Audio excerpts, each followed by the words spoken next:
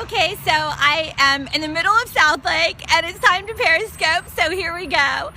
For those of you who don't know me, my name is Trina Titus Lozano and I'm a counselor and ordained Christian minister. And I'm on a parenting series right now.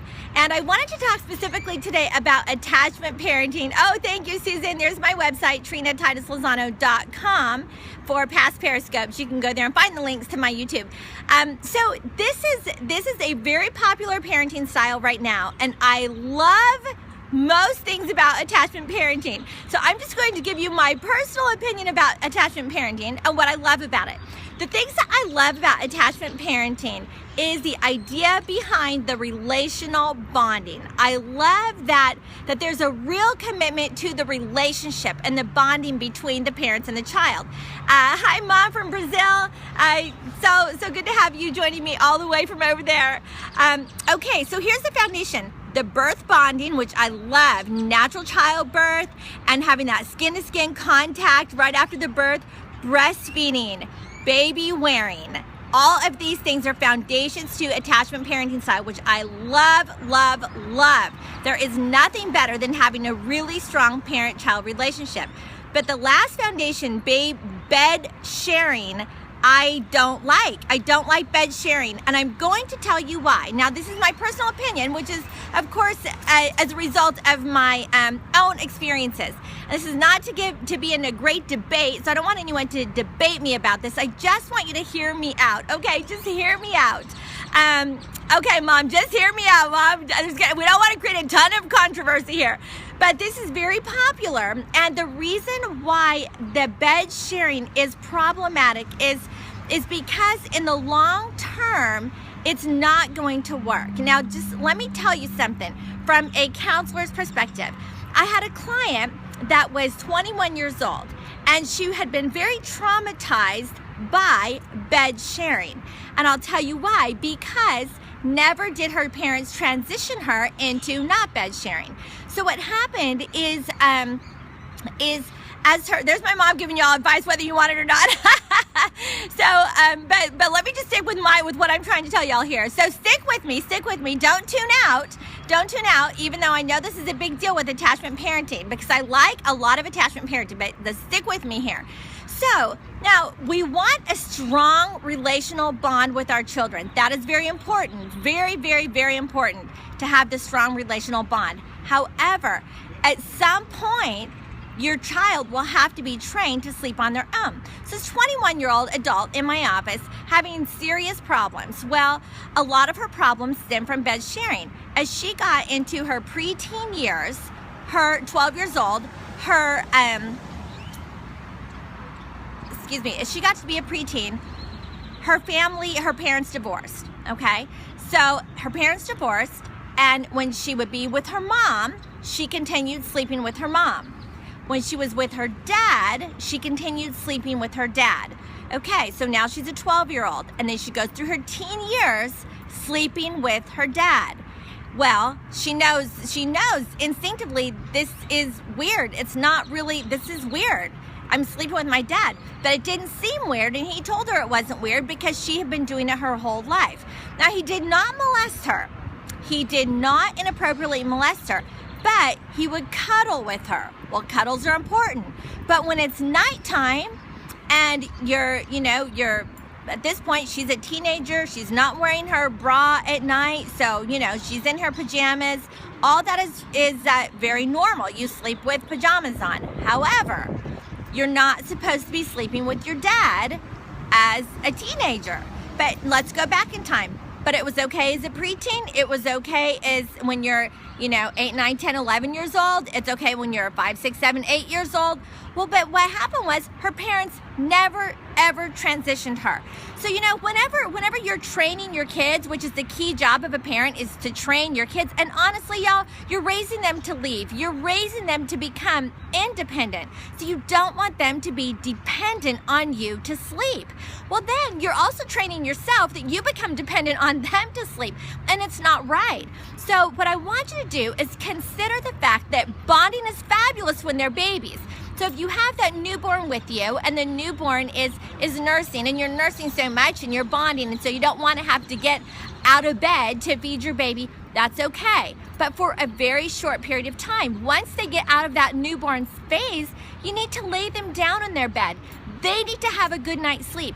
You need to have a good night's sleep. This sleep is developmentally important for their brain, and it's emotionally important for them to be able to know and to be confident that they can soothe themselves. They can put themselves to sleep. So this is an important part of training. It is key for health. It is so key for their well-being.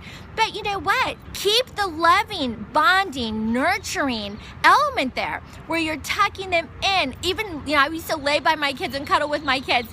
And Brandon used to say, Mommy, just hold my hand. And I would hold his hand, and I would give cuddles and kisses and hugs and kisses.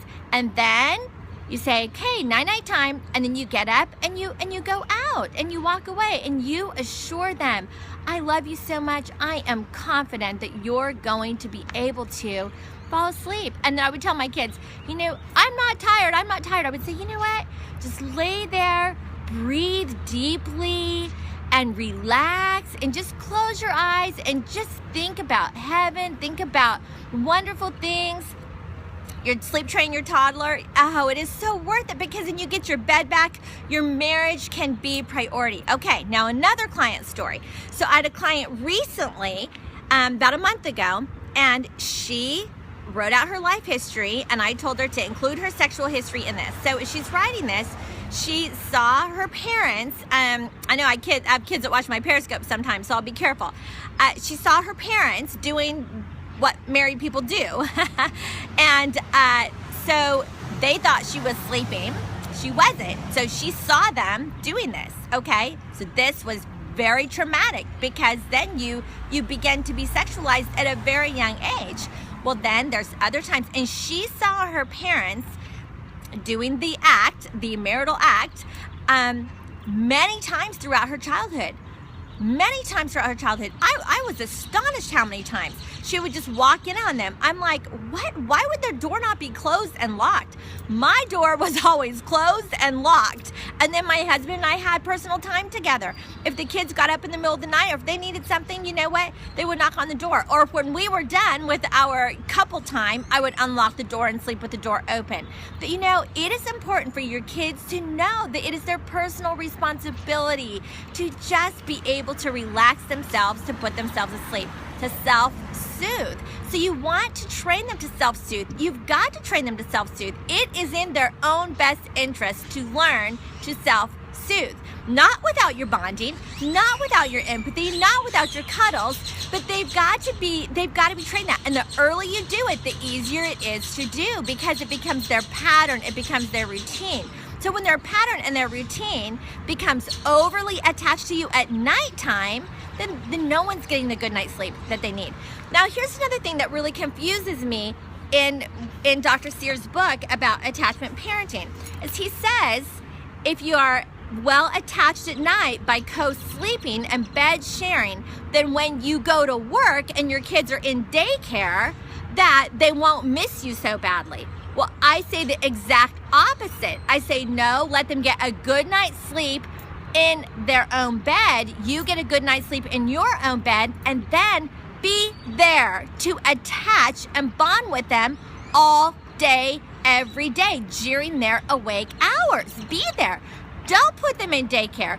Do not put your children in daycare. If you are a parent, you are fully responsible to be the number one primary influence in their life. If you cannot, if you have to work because you're a single parent, meaning never been married, because you're a single parent, then you've got to see if you can have a support system at home that can help you with your kids when they're young, like a grandparent, so that they can be bonded and established psychologically and emotionally well bonded, like the connection that Dr. Sears wants here, well bonded, where you've got a grandmother that can baby wear. You've got a grandmother that can nurture and hug and cuddle and rock the baby at home, not at a daycare center. They're not going to get that. Another thing I want to say about attachment parenting, breastfeeding. Okay, so breastfeeding is awesome. It needs to be actually breastfeeding, not pumping and bottle feeding, y'all. That is not the same. Do what you need to do to get through through the difficulty. This is a commitment. Breastfeeding is a commitment. It is a commitment to bonding, okay? So get through the difficulty of that. So you're not pumping and bottle feeding, because they need more than just the breast milk. They need the actual breastfeeding. So I'm not a fan of pumping and bottle feeding. Pump and bottle feed only when it is absolutely the last result. If there's an adoption, I love the idea of people donating breast milk, and of course you've got to have that bottle feeding there. But if you can, the more you can bond with a baby with that skin to skin contact, that is fabulous, you know. But really, I'm not a fan of if you say you're breastfeeding, it's got to be literally breastfeeding, not just pumping and bottle feeding, okay? So really, really breastfeeding as often as possible, I breastfed all of my kids, and I never pumped and I never bottle fed them. At the time, there wasn't the type of breast pumps that there are now, so it was really difficult to do, number one. And number two, I wanted the connection, and so you have that close bonding. But it's not a good substitute to just pump and bottle feed. I hope you guys get that, okay? Also, when I'm talking about daycare, if your kids are going to what you're calling preschool as a 2-year-old, y'all, they don't need preschool as a 2-year-old. They need to be home with mommy and daddy.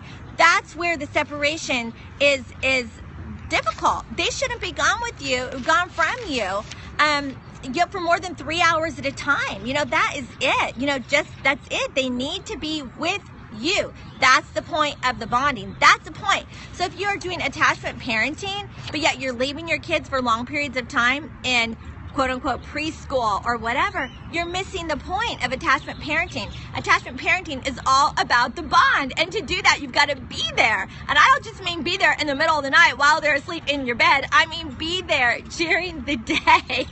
So baby wearing is awesome, but once you can't wear them anymore, you still need to be home, okay? Still be home. Still hold them. Still cuddle them. Still put them in strollers and take them to the park. Still be there. You are the primary influence in their life.